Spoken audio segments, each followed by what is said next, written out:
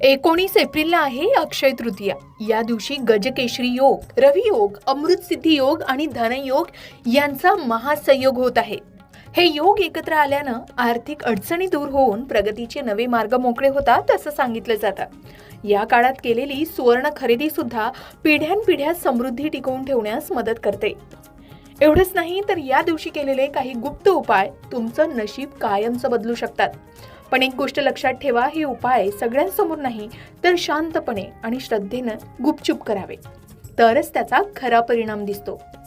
चला तर मग आज जाणून घेऊयात 4 सोपे पण जबरदस्त प्रभावी उपाय जे तुमच्या आयुष्यात सुख समृद्धी आणि लक्ष्मीचं आगमन कायम अक्षय करू शकतात। आता अक्षय तृतीयेच्या दिवशी लक्ष्मीचं पूजन आपण करतोच, पण ती कायम स्वरूपी आपल्याकडे स्थिर राहावी म्हणून 19 एप्रिलच्या आधी हे 4 उपाय नक्की करून पहा। कारण यामुळे माता लक्ष्मीचे आशीर्वाद तर आपल्याला मिळतातच आणि घरामध्ये धनधान्याची कधीही कमतरता भासू नये यासाठी अक्षय तृतीयेपूर्वी काही अचूक वास्तू उपाय हे अत्यंत फलदायी ठरू शकतात। मग तुमच्या स्वयंपाकघरातील धान्याच्या डब्यात 4 वस्तू आवर्जून ठेवा, ज्यामुळे लक्ष्मी प्रसन्न होईल आणि अन्नपूर्णा माता सुद्धा प्रसन्न होईल। असं मानलं जातं की ज्या घरामध्ये अन्नपूर्णा कक्ष म्हणजे स्वयंपाकघर शुद्ध आणि समृद्ध असतं, तिथे माता लक्ष्मीचा कायम वास असतो आणि माता अन्नपूर्णेचा सुद्धा। आता सर्वात पहिला उपाय तुम्हाला करायचा आहे ते म्हणजे गव्हाचं पीठ। हे आपल्या अन्नाचा मुख्य आधार आहे, त्यामुळे अक्षय तृतीयेपूर्वी आपल्या घरातील पिठाच्या डब्यात 10 रुपयाचे एक स्वच्छ नाणे ठेवा।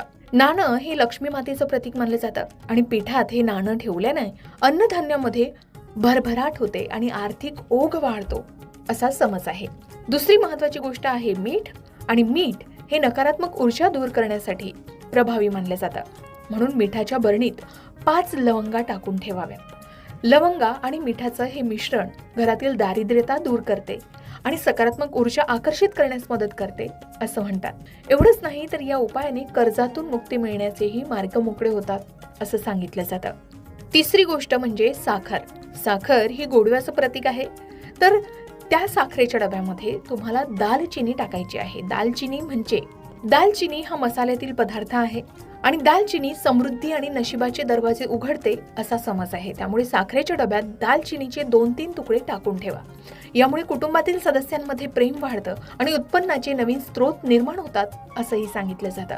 चौथी गोष्ट तुम्हाला करायची आहे ती म्हणजे तांदळाच्या डब्यात हळकुंड गुपचूप ठेवावं। तांदूळ किंवा अक्षता हे मांगल्याचं प्रतीक आहे, तर हळद हे भगवान श्रीहरी विष्णू आणि माता लक्ष्मीला अत्यंत प्रिय आहे। तांदळाच्या डब्यात एक अख्खं हळकुंड ठेवावं। या उपायाने घरातील धान्य अक्षय राहतं आणि शुभ कार्यामध्ये येणारे अडथळे दूर होतात असं सांगितलं जातं। तर अशा प्रकारे गुपचूप